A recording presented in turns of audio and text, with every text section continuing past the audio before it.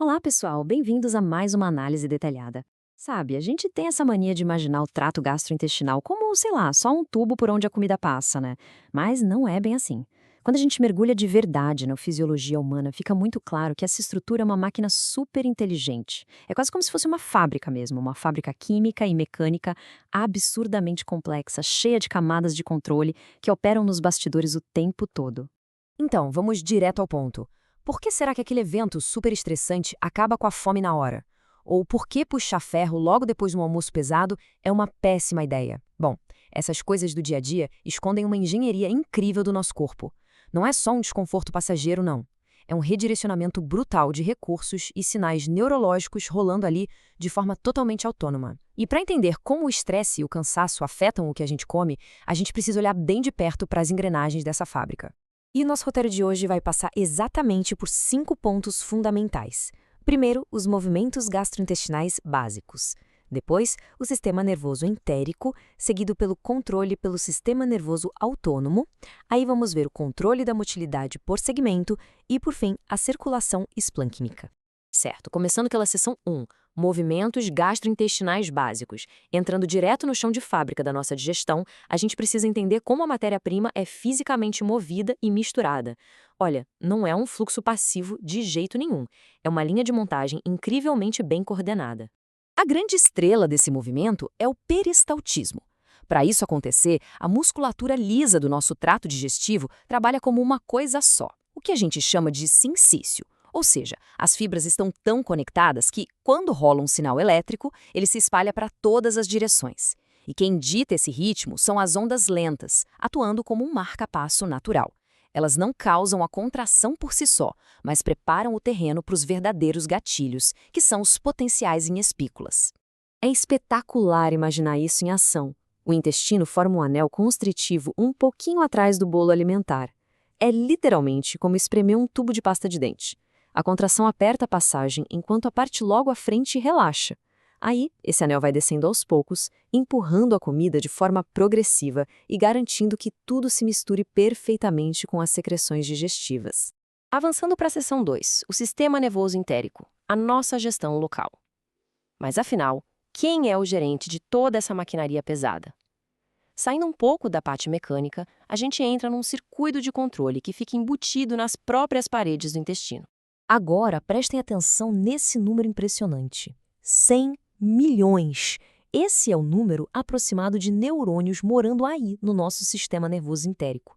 Para dar uma ideia do que isso significa, é quase a mesma quantidade de neurônios que a gente tem na nossa medula espinal inteira. É uma rede tão massiva que não é à toa que a ciência vive chamando o intestino de segundo cérebro. E esse segundo cérebro tem dois departamentos principais. De um lado, o plexo mioentérico, que toma conta do maquinário pesado. Ele cuida do tônus muscular, da intensidade e do ritmo das contrações. Do outro lado, o plexo submucoso, que é o chefe do laboratório químico. Ele lê os sinais sensoriais e calibra exatamente quanto de secreção e absorção aquele pedacinho específico do intestino precisa naquele exato momento. Chegando agora na seção 3, controle pelo sistema nervoso autônomo, ou a nossa sede corporativa. Porque por mais que o intestino seja um gerente local excelente, ele ainda tem que responder à matriz. O nosso sistema nervoso autônomo, vindo direto do cérebro, pode acelerar ou frear essas atividades locais. É incrível como a ligação entre a mente e a barriga é muito, mas muito rápida.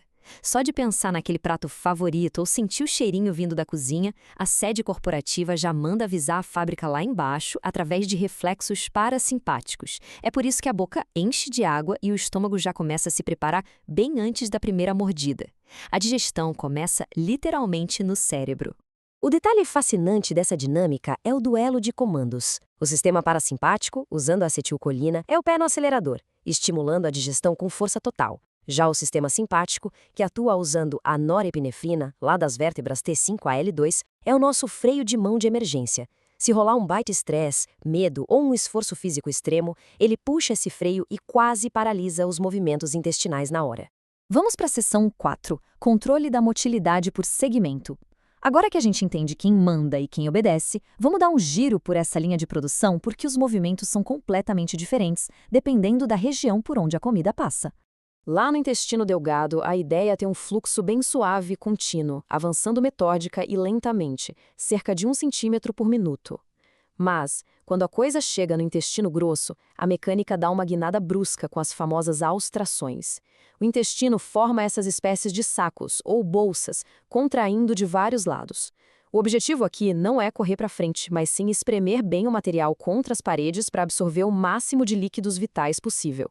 E a coisa muda de figura de novo na hora da eliminação final. Para mover todo aquele volume que foi acumulado, o intestino usa os movimentos de massa. É um processo super controlado que acontece só de 1 a 3 vezes por dia. Ele cria um anel de contração fortíssimo e persistente que empurra tudo de uma vez só em direção ao reto. É, literalmente, a faxina pesada da fábrica.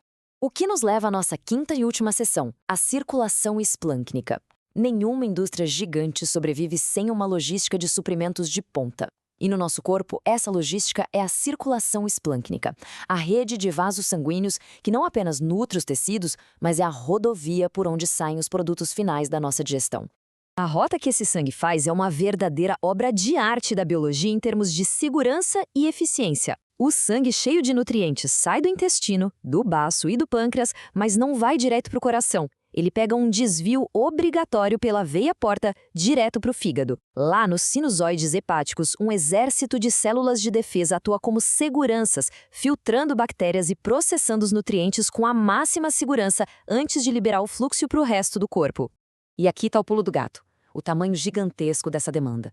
No auge da digestão, o trato gastrointestinal pode puxar até 25% de todo o sangue que o coração bombeia. Isso responde em cheio àquela nossa pergunta lá do começo. Se a gente vai fazer um exercício pesado, os músculos gritam por sangue. Aí o sistema nervoso simpático é obrigado a fechar as torneiras da circulação esplânica e roubar o sangue do intestino no meio do processo para mandar para os braços e pernas. É um curto-circuito na alocação de recursos metabólicos. É por isso que malhar de barriga cheia dá tão ruim. Quando a gente junta todas essas peças, fica muito claro como o intestino é uma máquina espetacular.